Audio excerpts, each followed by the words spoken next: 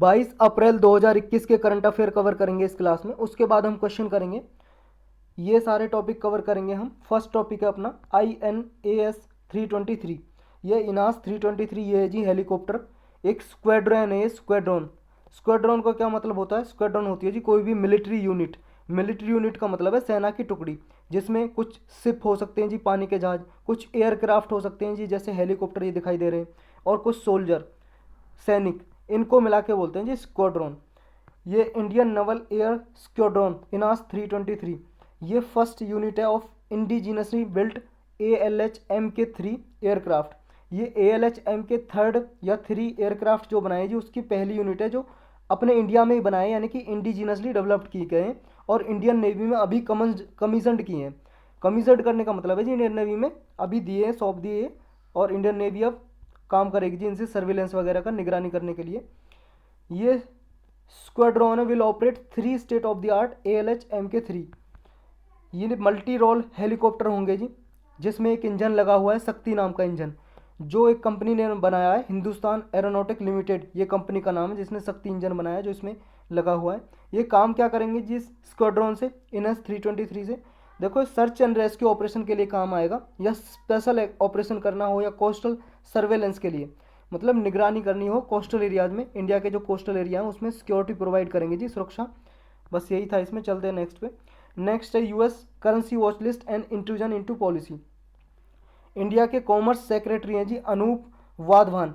उन्होंने क्वेश्चन किया है कि US गवर्नमेंट ने, जो अभी हमने 2-3 दिन पहले पढ़ा था कि इंडिया को करेंसी मैनिपुलेटर की वॉच लिस्ट में डाला है US गवर्नमेंट ने, तो ये क्यों डाला है, किस बेसिस पे डाला है, राशनल बिहाइंड का मतलब है किस बेसिस पे डाला है, ये क्वेश्चन किया है US से। अब ये जो सेंट्रल बैंक है जी वो पॉलिसी इंटरवेंशन करता है कुछ, ये पूरे वर्ल्ड में मैंडेट है, तो इसके बेस पे डाला है। इशू क्या था, जैसा हमने पहले पढ़ा था, US ट्रेजरी डिपार्टमेंट है जी, उसने इंडिया को रिटेन किया है, मतलब पहले इंडिया वॉच लिस्ट में ही था, करेंसी मैनिपुलेटर की वॉच लिस्ट में, और फिर उसी में रखा है। ये US कांग्रेस को इसने, ट्रेजरी डिपार्टमेंट ने सबमिट की थी रिपोर्ट। US कांग्रेस का मतलब है जी कांग्रेस का, वहाँ की पार्लियामेंट को बोलते हैं, US की पार्लियामेंट को कांग्रेस। ये कहा था कि RBI ने, जो इंडिया का सेंट्रल बैंक है जी, रिजर्व बैंक ऑफ इंडिया, उसने अपनी GDP के लगभग 5% तक डॉलर परचेज किए थे, इसलिए वॉच लिस्ट में डाला था। ये वॉच लिस्ट में डालने का पहला रीज़न। दूसरा रीज़न ये था कि इंडिया और US की जी ट्रेड सरप्लस है $20 बिलियन और उससे ज़्यादा की, इसलिए इंडिया को वॉच लिस्ट में डाला था, करेंसी मैनिपुलेटर की वॉच लिस्ट में। देखो, हमने अपने इंडिया में मैनेज्ड फ्लोटिंग रेट का सिस्टम अडॉप्ट किया हुआ है। मैनेज्ड फ्लोटिंग रेट का सिस्टम है, एक होता है डिमांड एंड सप्लाई पे बेस्ड होता है, जो होता है जी फ्री डिमांड एंड सप्लाई पे, जिसमें क्या होता है डॉलर, और जैसे मान लो कोई भी कंट्री है, अपनी इंडिया का एग्जांपल लेते हैं, इंडिया की करेंसी है रुपया और डॉलर है जी, डॉलर के मुकाबले इनके डिमांड और सप्लाई पे इनका रेट डिसाइड होगा। ये होता है जी फ्री फ्लोटिंग रेट, मतलब डिमांड और सप्लाई पे बेस्ड होगा इनका रेट, रुपए का प्राइस क्या होगा डॉलर के मुकाबले। लेकिन हमने अपनी कंट्री में अडॉप्ट किया हुआ है मैनेज्ड फ्लोटिंग रेट। इसमें क्या करता है RBI, जब भी मान लो उसे रुपया कमज़ोर दिखता है, या मतलब ज़्यादा रेट इंक्रीज हो जाते हैं डॉलर के मुकाबले रुपए के, तो ये RBI अपना रोल परफॉर्म करता है। कैसे? डॉलर को सेल और परचेज करके, मतलब खरीद के और बेच के। जैसे मान लो जी $1 अभी इज इक्वल टू है 70 रुपीज़ के, 70 रुपीज़ के, और RBI चाहता है कि डॉलर के मुकाबले जो रुपया है वो मजबूत हो, तो क्या करेगा? देखो, डॉलर के मुकाबले अगर रुपया मजबूत होगा तो मार्केट में रुपए की डिमांड होनी चाहिए ना। डिमांड कब होगी? जब सप्लाई कम होगी। तो क्या करेगा RBI डॉलर को सेल कर देगा, डॉलर को सेल कर देगा, डॉलर की मार्केट में ज़्यादा डॉलर हो जाएंगे और रुपए को वापस ले लेगा, मतलब डॉलर को बेच कर रुपये ले लेगा वापस मार्केट से। तो रुपए की जो सप्लाई है वो कम हो जाएगी, यानी कि डिमांड इंक्रीज हो जाएगी, और डॉलर है जो उनकी सप्लाई इंक्रीज हो जाएगी, यानी कि जो पहले $1 ₹70 का था, तो उस रुपए का इंक्रीज हो जाएगा जी रेट, मतलब $1 अब इन लगभग हो जाएगा, मान लो आप 65 के। ये इंक्रीज हुआ है क्योंकि पहले आप 70 रुपये दे के $1 खरीद रहे थे, अब 65 रुपये दे के $1 खरीद रहे हो, मतलब हमारे रुपये की जो मजबूत हुआ है हमारा रुपया डॉलर के मुकाबले। और अगर मान लो जी रुपये का जो दाम है वो इंक्रीज, मतलब घटाना हो, डिक्रीज करना हो, जैसे $1 अभी मतलब रुपी 70 के बराबर था, अगर इसको मान लो 75 या उससे ज़्यादा करना हो तो रुपये की हमें सप्लाई इंक्रीज करनी पड़ेगी और डॉलर की जो सप्लाई है जी रोकनी पड़ेगी, डॉलर की डिमांड क्रिएट करनी पड़ेगी। यानी कि जो मार्केट में डॉलर हैं आरबीआई उनको परचेज कर लेगा, आरबीआई करेगा, खरीद लेगा, उन्हें परचेज कर लेगा, परचेज कर लेगा जी। मार्केट में डॉलर कम हो जाएंगे, डॉलर की डिमांड बढ़ जाएगी, डॉलर की डिमांड बढ़ेगी तो इसका प्राइस भी बढ़ेगा। जो पहले $1 बराबर 70 था, $1 बराबर 75 है, उससे ज़्यादा हो जाएगा। तो अगर ये ज़्यादा हो जाएगा जी तो इससे हमें क्या फ़ायदा है? फ़ायदा ये जी हमारा एक्सपोर्ट बढ़ जाता है। अगर मान लो हमारा जब रुपया ये $1 के मुकाबले 75 रुपीज़ के बराबर हो गया, यानी कि हमारा माल सस्ता हो गया, बाहर के जो फॉरेन कंट्री या कंपनीज खरीदेंगे इंडिया से सस्ता मिलेगा। पहले $1 में वो 70 रुपये की चीज़ खरीदते थे हमारे इंडिया से, लेकिन अब $1 में 75 रुपीज़ की कोई भी गुड्स एंड सर्विसेज खरीद सकते हैं वो।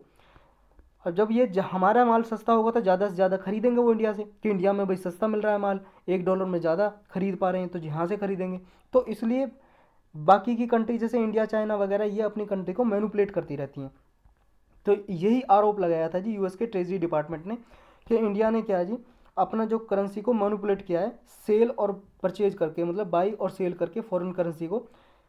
ये करेंसी मैनिपुलेशन क्या होता है? करेंसी मैनिपुलेशन यही होता है जी जब कोई कंट्री डेलिबरेटली का मतलब है जानबूझकर कोई कंट्री इन्फ्लुएंस करती है एक्सचेंज रेट को।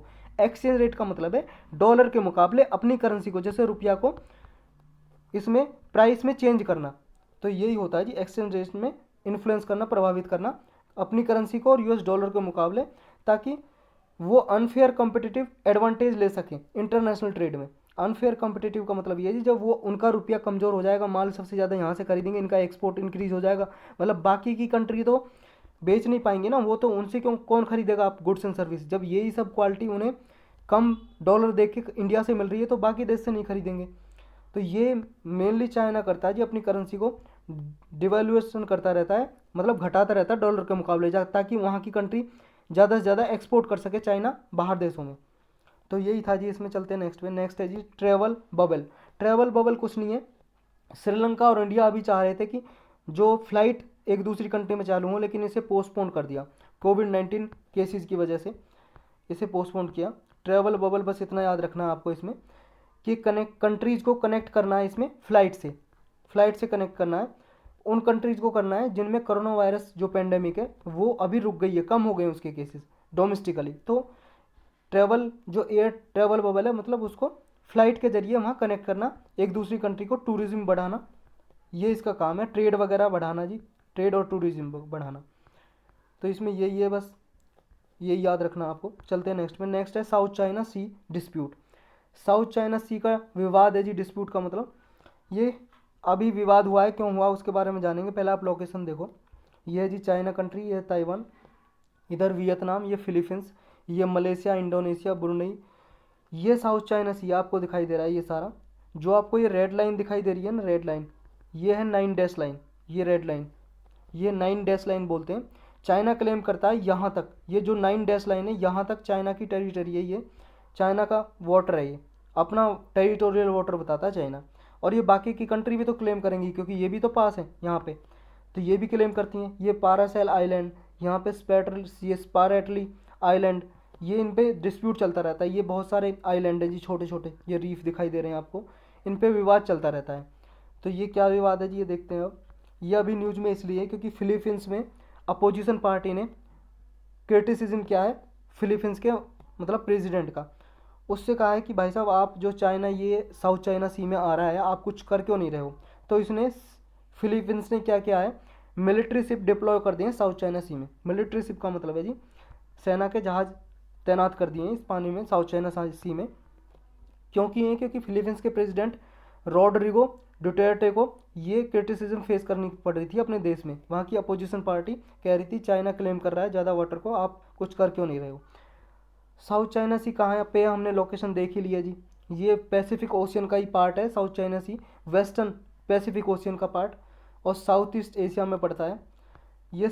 साउथ चाइना ईस्ट और साउथ वियतनाम, फिलीपींस के वेस्ट में और ब्रुनई के नॉर्थ साइड में यहाँ पे लोकेटेड है।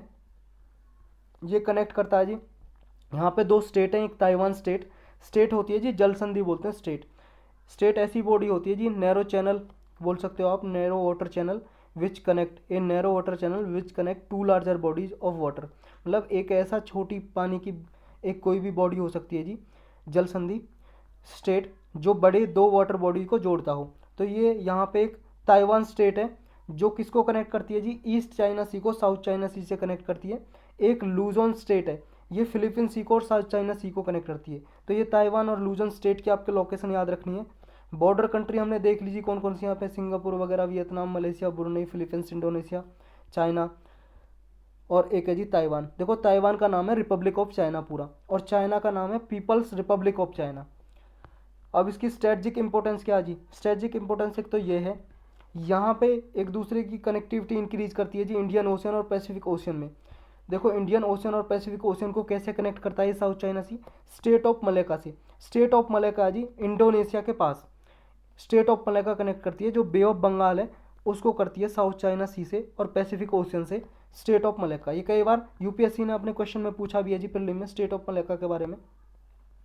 United nation conference on trade and development, यानी कि अंकटाड के रिकॉर्ड मतलब रिपोर्ट के अकॉर्डिंग ये है कि इसके थ्रू 1/3 शिप पास होते हैं जी स्टेट ऑफ मलाका के थ्रू पूरे वर्ल्ड में, मतलब ट्रेड बहुत ज़्यादा होती है यहाँ से। ये पारासेल आइलैंड है जी, इसे कौन कौन सी कंट्री क्लेम करती हैं, चाइना, ताइवान, वियतनाम अपना अपना बताती हैं। स्पेरेटली आइलैंड है, इसको चाइना, ताइवान, वियतनाम, ब्रुनई और फिलीपींस ये क्लेम करती हैं। और एक यहाँ पे स्कारबोरफ शॉल है जी, ये भी एक आइलैंड है जिसे फिलीपींस, चाइना और ताइवान क्लेम करती हैं कि अपना अपना बताती है तीनों कंट्रीज। सिंस 2010 से चाइना कन्वर्ट कर रहा है जी यहाँ के आइलैंड को आर्टिफिशियल आइलैंड में, मतलब आर्टिफिशियल आइसलैंड का मतलब है जी आइलैंड ये अनक्लोज के अंडर लाने के अकॉर्डिंग, मतलब अनक्लोज क्या है जी, United Nation Convention on Law of Sea, इसके अकॉर्डिंग क्या है 200 नॉटिकल माइल्स तक, 200 नॉटिकल माइल्स तक, नॉटिकल माइल्स में एक नॉटिकल माइल्स में होते हैं जी 1.85 लगभग किलोमीटर होते हैं। अब किलोमीटर में बदल लो आप इसको, लगभग 370 किलोमीटर हो जाएंगे। मतलब जो बाउंड्री है किसी भी कंट्री की, मान लो ये इंडिया की बाउंड्री है जी, इस बाउंड्री से 200 नॉटिकल माइल्स तक समुद्र में, ओशन में उसका एक इकोनॉमिक एक्सक्लूसिव जोन होता है, मतलब EEZ बोलते हैं। और चाइना चाह रहा है इसको अपने EEZ में ही कन्वर्ट करता रहता है चाइना। ये यहाँ पे बहुत सारी रीफ हैं जो हमने उसमें देखी जी अपने मैप में, जैसे हेवन रीफ है, जॉनसन साउथ रीफ है, फीरी क्लॉस रीफ है। तो ये लोकेशन आपको याद रखनी है जी कहाँ पे। बस चलते हैं नेक्स्ट पे। नेक्स्ट है बाओ फोरम, बाओ फोरम फॉर एशिया। अभी एनुअल कॉन्फ्रेंस हुई है जी, हर साल कॉन्फ्रेंस होती है, मतलब मीटिंग होती है इसकी, 2021 की हुई, चाइना में हुई जी। चाइना का एक प्रोविंस है यानी कि स्टेट, हनान स्टेट, वहाँ पे हुई। बाओ एक जगह का नाम है हैनान प्रोविंस में, तो इसलिए का नाम है बायो फोरम फॉर एशिया। इसमें लगभग 2600 जो पार्टिसिपेंट थे, इसमें लगभग 60 कंट्रीज से इसमें पार्टिसिपेशन किया। इस साल की जो थीम थी वो थी a world in change, join hands to strengthen global governance and advance belt and road cooperation. ये इसकी थीम थी। थीम याद भी ना रहे तो कोई ज़रूरी नहीं है, थीम आज तक वैसे यूपीएससी ने कभी पूछी नहीं है। इस इवेंट में क्या करते हैं जी, एनुअल रिपोर्ट देती है ये एशियन इकोनॉमीज़ की। इसने कहा है कि एशिया की जो परचेजिंग पावर है, परचेजिंग पावर पैरिटी, वो इंक्रीज हुई है 2019 की अपेक्षा 2020 में। ये 47.3% पहुँच गई है जी, मतलब 0.9% तक इंक्रीज हुआ है एशिया की परचेजिंग पावर में, मतलब एशियन जो कंट्री है उनकी परचेजिंग पावर पैरिटी में इंक्रीज देखने को मिला है। दूसरा जो एशियन इकोनॉमीज है, मतलब एशिया में जो कंट्री है उनमें इकोनॉमिक इंटीग्रेशन भी इंक्रीज हुआ है, मतलब 186 जो रीजनल ट्रेड एग्रीमेंट वगैरह हुए हैं यहाँ पे, और 44.9% तक total regional agreement around the world. ये मतलब जितने भी पूरे वर्ल्ड में एग्रीमेंट हुए हैं उसका 54.9% एशिया में हुए हैं इस रिपोर्ट के अकॉर्डिंग। इसमें पर्टिकुलरली RCEP भी साइन हुआ है, regional comprehensive economic partnership agreement, जो नवंबर 2020 में। इसने भी क्या जी ग्लोबल इकोनॉमिक ग्रोथ में पार्टिसिपेशन किया है एशिया के थ्रू, मतलब एशिया में ये ट्रेड इंक्रीज हुई है इसके थ्रू। बायो फोरम है क्या जी, बायो फोरम फॉर एशिया ये एनुअल कॉन्फ्रेंस है, एनुअल मीटिंग होती है जी। ये 2001 से स्टार्ट की गई थी, 25 एशियन कंट्रीज और ऑस्ट्रेलिया ने मिलके, मतलब 25 एशिया की कंट्री थी और ऑस्ट्रेलिया, उन्होंने मिलके ये चलाया था।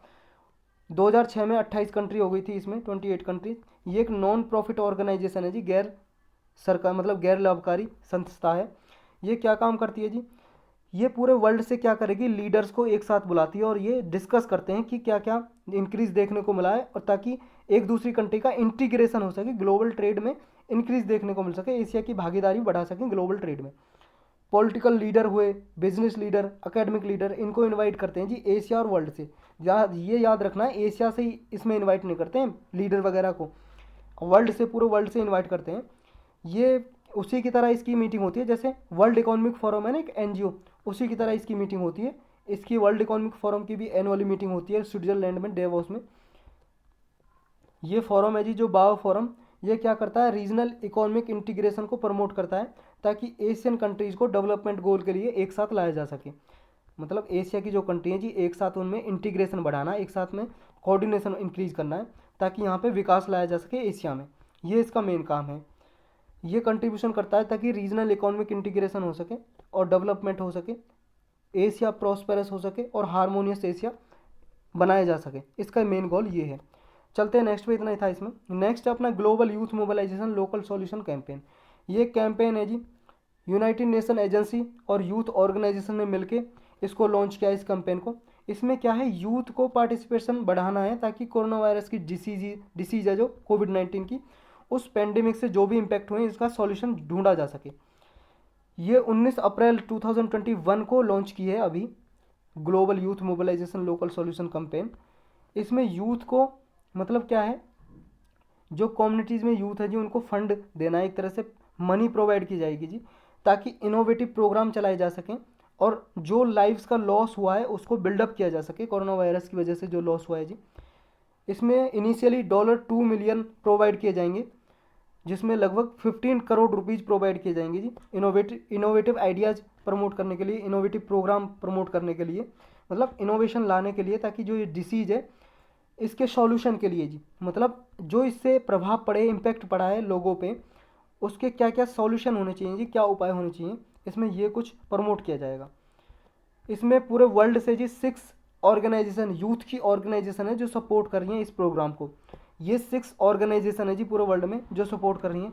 आपको नाम याद ना रहे तो कोई ज़रूरी भी नहीं है, बस इतना याद कर लो 6 ऑर्गेनाइजेशन है वर्ल्ड में जो इसको सपोर्ट कर रही हैं। World Alliance of Young Men's Christian Association, ये World Young Women's Christian Association, World Organization of the Scout Movement, World Association of Girl Guides and Girl Squad, International Federation of Red Cross and Red Crescent Society और Duke of Edinburgh's International Award. ये 6 organisation है जी, association है जो इसको promote कर रही हैं, जो अभी लॉन्च किया यूनाइटेड नेशन और यूथ की कुछ ऑर्गेनाइजेशन ने मिलके, ये सारी 6 ऑर्गेनाइजेशन इसे सपोर्ट दे रही हैं। तो इसमें इतना ही था। चलते हैं नेक्स्ट में। नेक्स्ट भी बहुत छोटी सी न्यूज़ है जी। दिल्ली हाई कोर्ट ने अभी इंटरनेट से जो पोर्नोग्राफिक कंटेंट है उनको रिमूव करने के लिए बोला है। ये क्या है जी डिसीजन, देखो इसमें एक चीज़ आपको याद रखनी है, ये आप ऐसे वगैरह या किसी क्वेश्चन में यूज कर सकते हो ये लाइन। हाई कोर्ट ने ये कहा है, दिल्ली हाई कोर्ट ने, कि internet never sleeps and internet never forget. ना तो इंटरनेट कभी सोता है और ना ही कभी भूलता है। मतलब इंटरनेट पे कोई एक चीज़ एक बार अपलोड कर दी, 24 आवर 365 दिन साल के, उसे कभी भी देखा जा सकता है। अभी इशू क्या है जी, देखो एक पिटीशन गई सुप्रीम, मतलब इसमें दिल्ली हाई कोर्ट में वुमन ने पिटीशन डाली, उसके कुछ अश्लील फोटोग्राफ जी, पोर्नोग्राफिक फोटोग्राफ फेसबुक और इंस्टाग्राम से लेके कुछ पोर्नोग्राफिक वेबसाइट पे अपलोड कर दिए जी किसी ने। मतलब अश्लील वेबसाइट जो होती हैं जी उन पे उसके फोटोग्राफ फेसबुक और इंस्टाग्राम से लेके अपलोड कर दिए। तो वुमन ने जी हाई कोर्ट में ये पिटीशन डाली याचिका कि मेरे फोटोग्राफ वहाँ से हटाए जाएं।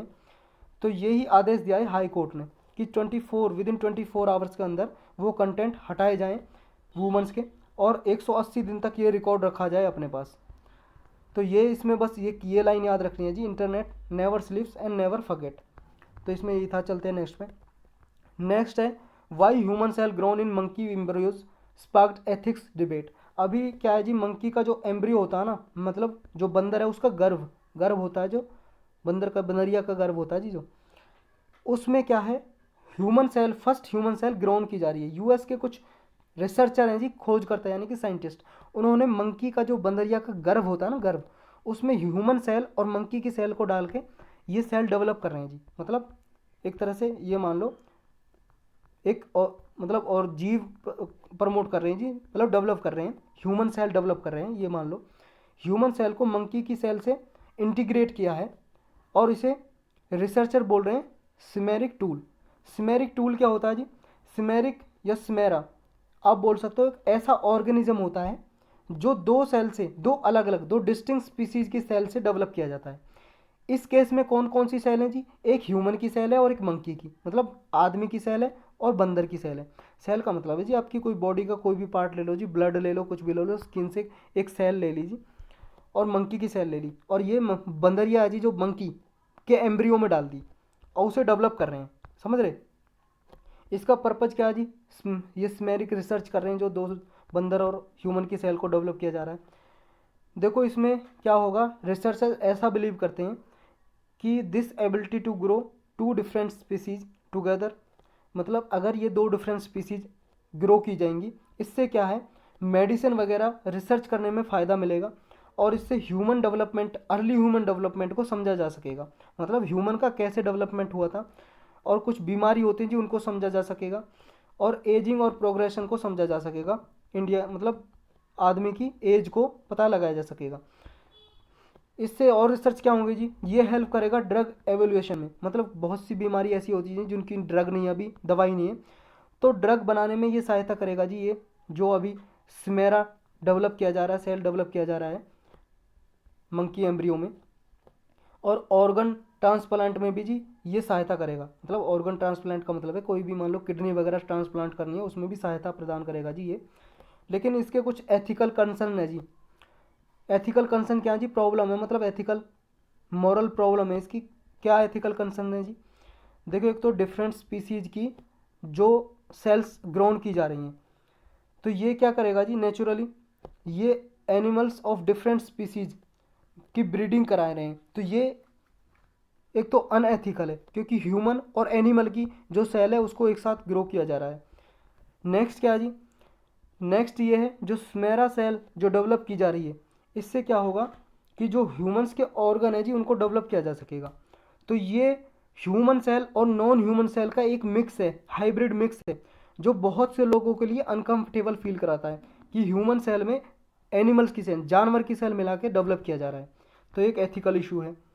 दूसरा क्या है जी? नेक्स्ट मतलब क्या है, कुछ ओपोनेंट आर्ग्यू करते हैं जी, कुछ मतलब विरोधी ऐसा मतलब आर्ग्यूमेंट करते हैं कि जो सिमेरा रिसर्च है ये क्या है, इनजस्टिस प्रोवाइड करेगी जी अगेंस्ट एनिमल सेल्स, और एक तरह से जो ह्यूमन और एनिमल सेल्स को यूज करके जो बनाई जा रही है ये सेल, तो ह्यूमंस की नीड प्रोवाइड करेगा, लेकिन ये एथिकल जो एथिकल मतलब रूल्स है जी उनके खिलाफ है। नेक्स्ट क्या है जी इसमें? Similar case. देखो पास्ट में ऐसा सिमिलर केस हुआ जी 2018 में। एक क्या हुआ था, एक डॉक्टर ही जेंगकुई नाम के साइंटिस्ट हैं, ये साइंटिस्ट ने क्या किया था, इसने एक जेनेटिकली मॉडिफाइड किया जाता है जी बेबीज़ को। जेनेटिकली मॉडिफाइड का मतलब है जी जीन एडिटिंग कर दी थी, मतलब गर्भ में ही एक लड़की थी उसको गर्भ में जीन में एडिटिंग कर दी, और उस जीन में एडिटिंग करने के बाद मतलब ह्यूमन एम्ब्रियो में जीन की एडिटिंग कर दी, अल्टर कर दिया, मतलब माँ के गर्भ में बच्ची थी, लड़की थी, गर्ल, उसके जीन में चेंज कर दिया, अल्टर कर दिया, और एक की जगह दो लड़की पैदा हो गई जी, ट्विन गर्ल पैदा हो गई जीन में एडिटिंग करने की वजह से। तो ये पहले भी जीन एडिटिंग की गई है जी।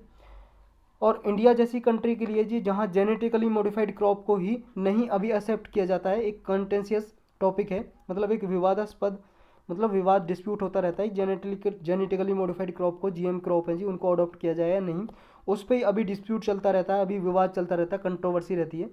तो इंडिया के लिए तो ये बहुत ही कंसर्न की बात है, प्रॉब्लम है कि वो ह्यूमन और एनिमल सेल्स को कैसे अडॉप्ट करेगी इंडिया। तो यही था जी, इसमें चलते हैं नेक्स्ट पे। नेक्स्ट है काउंसिल ऑफ यूरोपियन यूनियन।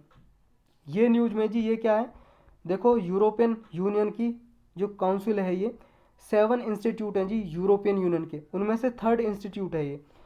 जब यूरोपियन यूनियन बनाया गया था जी 7, ये देखो इसके 7 यूरोपियन यूनियन तो आप जानते हो ना, कुछ यूरोपियन कंट्रीज हैं उन्होंने मिला के ग्रुप बनाया हुआ है यूरोपियन यूनियन, उसमें ये 7 इसके ग्रुप हैं जी। European Commission, Council of European Union, European Parliament, ये डिसीजन मेकिंग बॉडी हैं, ये गाइडेंस दे दी थी, ये गाइडेंस प्रोवाइड करती हैं दो बॉडी, यूरोपियन काउंसिल और यूरोपियन कोर्ट ऑफ जस्टिस। देखो काउंसिल ऑफ यूरोपियन यूनियन अलग है, यूरोपियन काउंसिल अलग है। एक एडवाइस देने वाली बॉडी है जी 2, committee of regions and economic and social committee, ये टोटल 7 इनको मिला के बोलते हैं जी यूरोपियन यूनियन। इसमें अभी न्यूज़ में है काउंसिल ऑफ यूरोपियन यूनियन, ये वाली, ये क्या जी, थर्ड 3 लेजिस्लेटिव बॉडीज हैं जी, यूरोपियन पार्लियामेंट और एक है आपका ये क्या है, यूरोपियन पार्लियामेंट और इसको मिला के जी ये यूरोपियन पार्लियामेंट, यूरोपियन कमीशन और काउंसिल ऑफ यूरोपियन यूनियन, इन ये 3 पार्लियामेंट मतलब डिसीजन मेकिंग बॉडी हैं जी, मतलब लॉ बनाती हैं, लेजिस्लेटिव बॉडीज हैं, ये तीनों लॉ बनाती हैं, अमेंड कर सकती हैं जी, अप्रूव कर सकती हैं किसी भी प्रपोजल को जो यूरोपियन कमीशन ने रखा है कोई प्रपोजल। तो लेजिस्लेटिव जो इनिशिएटिव करना हो इन 3 बॉडी का काम है जी, इन 3 बॉडी का काम है। देखो यूरोपियन कमीशन क्या करता है, कोई कानून बनाना हो यूरोपियन यूनियन में तो ये रखता है, मतलब इनके सामने यूरोपियन पार्लियामेंट और काउंसिल ऑफ यूरोपियन यूनियन, ये फाइनल अप्रूवल देती हैं जी, कोई सुधार करना हो ये देते हैं। ये बनाए गए थे जी 1967 में, 1 जुलाई 1967 में। इसका पर्पज़ यही था कि प्राइमरी पर्पज़ क्या है जी इस काउंसिल का, इसका पर्पज़ ये है, ये 2 वीटोइंग बॉडीज हैं जी, मतलब यूरोपियन यूनियन की लेजिस्लेटिव ब्रांच है उसकी 2, यूरोपियन यूनियन की 2 बॉडी हैं, एक यूरोपियन पार्लियामेंट और एक council of European union. In 2 body के पास वीटो पावर है। वीटो पावर का मतलब है अगर इन्होंने मना कर दिया जी किसी लॉ बनाने के लिए तो वो लॉ नहीं बनेगा, चाहे यूरोपियन कमीशन है जो यूरोपियन कमीशन वो कोई प्रपोजल रखे और इनमें से एक बॉडी ने भी, या तो यूरोपियन पार्लियामेंट ने या काउंसिल ऑफ यूरोपियन यूनियन ने अगर मना कर दिया, रिफ्यूज कर दिया, तो वो आगे लॉ नहीं बनाया जा सकता। तो ये अमेंड करती हैं जी, अप्रूव करती हैं, डिसअप्रूव करती हैं कोई भी प्रपोजल रखा है यूरोपियन कमीशन ने, तो इनके पास पावर है। ये पार्लियामेंट काउंसिल को जी ये बजटरी पावर है इनके पास, यूनियन के पास, मतलब बजट भी पास करना होता है जी, ये काउंसिल और पार्लियामेंट, यूरोपियन पार्लियामेंट दोनों मिलकर बजट पास करते हैं इसका, यूरोपियन यूनियन का। तो यही था, इसमें चलते हैं नेक्स्ट पे। नेक्स्ट है वर्ल्ड प्रेस फ्रीडम इंडेक्स 2021, ये अभी रिलीज किया जी, पब्लिश किया world press freedom index. India में इसकी जो रैंक है जी 142 रैंक आई है 180 कंट्रीज में।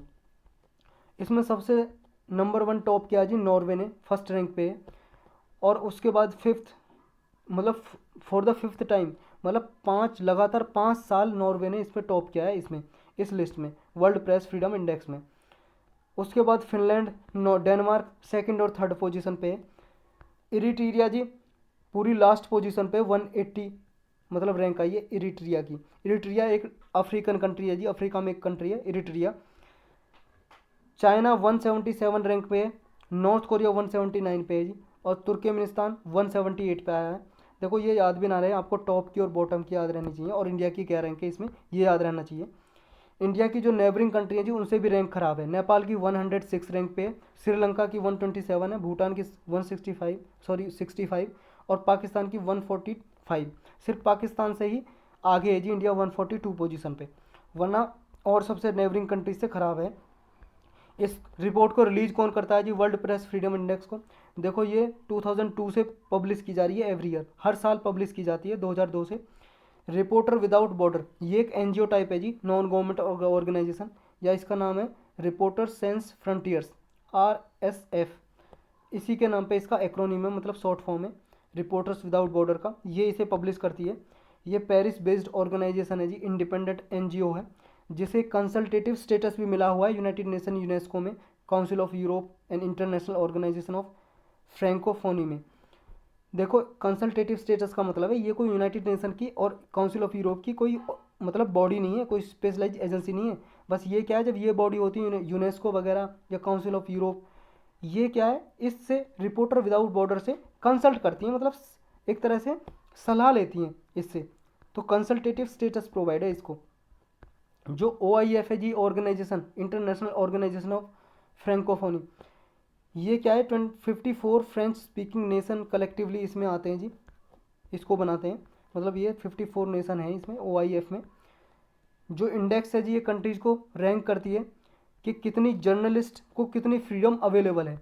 देखो ये फ्रीडम कितनी, जो जर्नलिस्ट हैं जी, जो न्यूज़ एजेंसी वगैरह में काम करते हैं जर्नलिस्ट, उनकी फ्रीडम देखती है उनको कितनी फ्रीडम है, मतलब रिपोर्ट वगैरह तैयार करने में, न्यूज़ वगैरह तैयार करने में कितनी फ्रीडम है। लेकिन उसकी क्वालिटी को कोई इंडिकेटर नहीं है जी इसमें, मतलब जो जर्नलिज्म की क्वालिटी है वो कोई इंडिकेटर नहीं है, ये बात याद रखनी है। बस जर्नलिस्ट की फ्रीडम देखी जाती है इस इंडेक्स में। इस इंडेक्स में कुछ पैरामीटर हैं जी, जैसे pluralism, media independence, media environment and self censorship, legislative framework, transparency and quality of infrastructure that support the production of news and information. ये कुछ क्राइटेरिया जी जिनके बेस पे फ्रीडम ऑफ जो वर्ल्ड फ्रीडम इंडेक्स है ये जारी करता है, रिपोर्टर्स विदाउट बॉर्डर। तो इसमें बस इतना याद रखना है, इतने ही टॉपिक थे आज के। अब आप क्वेश्चन करेंगे इसके बेस पे। फर्स्ट क्वेश्चन है जी, इंग्लिश में आप खुद पढ़ो।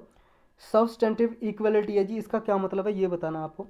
इसका मतलब ये सारे पीपल इक्वल होने चाहिए ऑल द टाइम, या एब्सोल्यूट इक्वलिटी होनी चाहिए जी एवरी सभी लोगों के लिए सभी स्पेयर में, या फिर जो मान लो जी कुछ डिसएडवांटेज्ड और मार्जिनलाइज ग्रुप है, मतलब कुछ पुअर पीपल हैं जी, पुअर सेक्शन ऑफ पीपल, उनको इक्वल अपॉर्चुनिटी प्रोवाइड करना, ये मतलब है क्या सब्सटेंटिव इक्वलिटी का।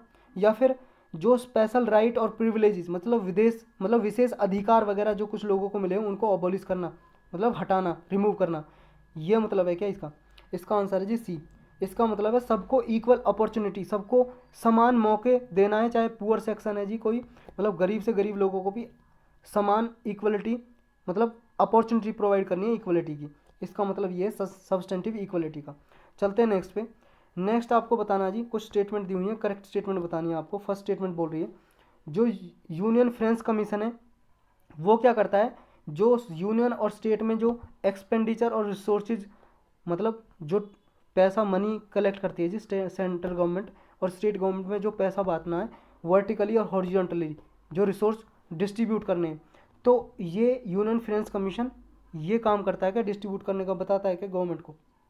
नेक्स्ट है जी स्टेट फाइनेंस कमीशन, ये क्या करता है जी पंचायत और म्यूनसिपालिटीज होती हैं जी उनको सप्लीमेंट करता है जी रिसोर्सेज की, जैसे यूनियन फाइनेंस मिनिस्टर करता है सेंट्रल मतलब यूनियन लेवल पे पूरे कंट्री में, और ये स्टेट फाइनेंस कमीशन क्या करता है पंचायत और म्यूनसिपालिटी के लिए वही काम करता है जो यूनियन फाइनेंस कमीशन करता है। थर्ड स्टेटमेंट बोल रही है जो 50th फाइनेंस कमीशन था, मतलब कि जो 15वां फाइनेंस कमीशन था उसने पहली बार परफॉर्मेंस बेस्ड मतलब पंचायत और म्यूनसिपालिटी को परफॉर्मेंस बेस्ड रिसोर्स प्रोवाइड करने के लिए बोला था। मतलब अगर इनकी परफॉर्मेंस सही रहे पंचायत और म्यूनसिपालिटी की तो उन्हें ज़्यादा से ज़्यादा मनी रिसोर्सेज प्रोवाइड की जाए, नहीं तो नहीं प्रोवाइड किया जाए। ये 15th फाइनेंस कमीशन ने किया था क्या, आपको करेक्ट स्टेटमेंट बतानी है जी कौन सी है। आपके ऑप्शन है 1 ओनली, 1 2 1 3 या 1 2 3, बताओ जी। देखो जी थर्ड स्टेटमेंट बिल्कुल गलत है, क्योंकि ये 15th ने नहीं बल्कि 13th फाइनेंस कमीशन ने फर्स्ट टाइम ये कहा था कि परफॉर्मेंस बेस्ड पे पंचायत म्यूनसिपालिटी को रिसोर्सेज प्रोवाइड किए जाएं। तो जहाँ थर्ड है वो काट दो जी, 1 और 2 हमारा करेक्ट आंसर है, तो आंसर हमारा बी हो जाएगा जी, इसमें बी आंसर करेक्ट हो जाएगा। चलते हैं नेक्स्ट पे। नेक्स्ट बताना जी स्विस चैलेंज मेथड है किससे रिलेटेड है ये बताना आपको। स्टेट असेट होती है जी जो यानी कि एनपीए वगैरह नॉन परफॉर्मिंग असेट्स उसको रिजॉल्व करने से रिलेटेड है, पब्लिक प्रोक्योरमेंट से रिलेटेड है, या इंटरेस्ट रेट को रिड्यूस करना कम करना इकोनॉमी में, या पब्लिक प्राइवेट पार्टनरशिप से रिलेटेड है। देखो जी ये है इसका आंसर बी, पब्लिक प्रोक्योरमेंट से रिलेटेड है। मतलब बिडिंग करके नीलामी करते हैं ना किसी मतलब गवर्नमेंट नीलामी करती है, बिडिंग करती है, ऑक्शन करती है, उसके थ्रू जो पैसा आता है प्रोक्योरमेंट करती है जी, उसका मतलब स्विस चैलेंज का मतलब ये जी पब्लिक प्रोक्योरमेंट थे, मतलब बिडिंग प्रोसेस के जरिए जो पब्लिक प्रोक्योरमेंट होता है।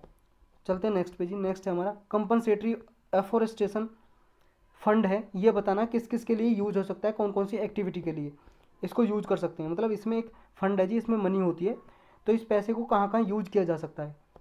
वाइल्ड लाइफ मैनेजमेंट के लिए, अगर जंगलों में फॉरेस्ट फायर लग जाए जी उसको प्रिवेंट कंट्रोल करने के लिए, या फिर जो फॉरेस्ट एरिया में जो काम कर रहे होते हैं जी और स्टाफ मेडिकल स्टाफ वगैरह मतलब उनको सैलरी वगैरह देने के लिए, या मॉनिटरिंग ऑफ कैंपा जो वर्क है उसको मॉनिटर करने के लिए आपको बताना जी किस किस काम के लिए यूज हो सकता है। देखो जी थर्ड स्टेटमेंट बिल्कुल गलत है, क्योंकि ये सैलरी देने के लिए यूज नहीं होता है कैंपा फॉरेस्ट मतलब compensatory forest fund afforestation fund. ये फंड किस लिए यूज होता है, जो फॉरेस्ट एरिया जी उनको डेवलपमेंट के लिए और उनको कंजर्व करने के लिए। तो वाइल्ड लाइफ मैनेजमेंट के लिए होता है, फॉरेस्ट फायर लग जाए जंगलों में आग लग जाए उसको प्रिवेंट करने के लिए यूज होता है, और कैंपा वर्क को मॉनिटर करने के लिए। तो 3 है जी वो काट दो, और 1 2 4 इसका करेक्ट आंसर हो जाएगा जी डी। नेक्स्ट है जी आपको कुछ स्टेटमेंट दी हुई है जी, करेक्ट स्टेटमेंट बतानी है। इसमें दिया हुआ है कि मान लो जी जो फॉरेस्ट एरिया का जो प्रिजर्वेशन है, जो फॉरेस्ट कंजर्वेशन एक्ट है 1980 का, इसके थ्रू किया जाता है क्या। जो डीम्ड फॉरेस्ट है जी ये इसका मतलब ये है जो लैंड ट्रैक्ट है appear to be forest but have not been notified by government, मतलब डीम्ड फॉरेस्ट का मतलब ये है सिर्फ गवर्नमेंट ने कागजों में फॉरेस्ट दिखा रखा है, लेकिन ज़मीन पे कोई फॉरेस्ट जंगल नहीं है। डीम्ड फॉरेस्ट कंप्राइज करता है जी about 1/4 of India's forest land. जो डीम्ड फॉरेस्ट होता है ना, जो सिर्फ कागजों में जंगलों में नहीं है, ऐसा फॉरेस्ट वन टोटल फॉरेस्ट का 1/4 है, मतलब 25% फॉरेस्ट ऐसा है हमारे इंडिया में। आपको बताना जी करेक्ट कौन सा, 1 2 1 3 2 3 या ऑल ऑफ द अबव। देखो जी थर्ड स्टेटमेंट बिल्कुल गलत है, उसे काट दो, हमारा आंसर आ जाएगा 1 और 2 करेक्ट हो जाएंगे जी, क्योंकि सिर्फ 1% ऐसा डीम्ड फॉरेस्ट है जी जो सिर्फ कागजों में मतलब मेंशन है, लेकिन ग्राउंड लेवल पे फॉरेस्ट ऐसा है नहीं, सिर्फ कागजों पे 1% फॉरेस्ट, उसे बोलते हैं डीम्ड फॉरेस्ट। चलते हैं नेक्स्ट पे जी। कंसीडर द फॉलोइंग स्टेटमेंट दी हुई है जी, कुछ आपको करेक्ट बताना है। पहली स्टेटमेंट बोल रही है जी कि स्टेट और यूनियन टेरिटरी है उसमें 75% से ज़्यादा जो लैंड है जी अंडर फॉरेस्ट कवर आती है, उसे कंपनसेटरी एफॉरेस्टेशन के अंदर रख दिया जाता है। मतलब मान लो कोई स्टेट ऐसा राज्य है, यूनियन टेरिटरी है, अगर उसका टोटल एरिया 75% जो टोटल एरिया है उसका 75% से ज़्यादा अगर उसमें फॉरेस्ट है, पेड़ वगैरह हैं जी, जंगल है, तो उसे कंपनसेटरी एफॉरेस्टेशन के अंडर डाल देते हैं, मतलब उससे पैसा दिया जाता है, जो कैंपा फंड होता है, जो हमने ऊपर क्वेश्चन में देखा कैंपा फंड। जो लक्षद्वीप, अरुणाचल प्रदेश, मिजोरम, अंडमान निकोबार है, इनका 75% से ज़्यादा जी इनकी जो लैंड है जी वो फॉरेस्ट कवर है, मतलब इन पर 75% से ज़्यादा फॉरेस्ट एरिया है जी। थर्ड स्टेटमेंट बोल रही है फॉरेस्ट कंजर्वेशन एक्ट है 1980 का, उसके अकॉर्डिंग अगर फॉरेस्ट लैंड को डाइवर्ट करना हो तो इसके लिए क्या करेगा जी, स्टेट गवर्नमेंट इकोसिस्टम सर्विस के लिए प्रोवाइड करेगी जी, मनी प्रोवाइड करेगी, ताकि जो फॉरेस्ट लैंड डाइवर्ट किया उस पर इकोसिस्टम कहीं और पे फॉरेस्ट डेवलप करे, कहीं और एरियाज पे। जैसे मान लो जी ये यहाँ पे फॉरेस्ट था, किसी कंपनी ने ये फॉरेस्ट कटवा दिया, ये मतलब लीज पे ले लिया गवर्नमेंट से, और जितना फॉरेस्ट यहाँ पे कटा है जी, ये कंपनी जो यहाँ पे बना रही है जी, कोई कंपनी अपना यहाँ पे डेवलप कर रही है कोई डेवलपमेंट, तो ये किसी और एरियाज में इतना फॉरेस्ट डेवलप करेगी ताकि ये फॉरेस्ट जो कटा है कहीं और एरिया पे डेवलप हो सके, तो इसके लिए पे करेगी जी, वो पैसे देगी, मनी देगी, ताकि स्टेट का जो इकोसिस्टम सर्विस है वो मेंटेन रहे। तो आपको बताना जी करेक्ट कौन सा है इसमें से। देखो जी यहाँ 1 2 1 3 2 3 और यहाँ कर लो जी 1 2 3, all of the above correct है जी, डी करेक्ट आंसर हो जाएगा इसका, क्योंकि सारी ऑप्शन करेक्ट हैं। 75% से ज़्यादा अगर फॉरेस्ट एरिया है जी किसी कंट्री का तो उसे कंपनसेटरी फॉरेस्ट एफॉरेस्टेशन में डाल देते हैं। और ये बाकी की दो भी सही है जी। इस लेक्चर में इतना ही था।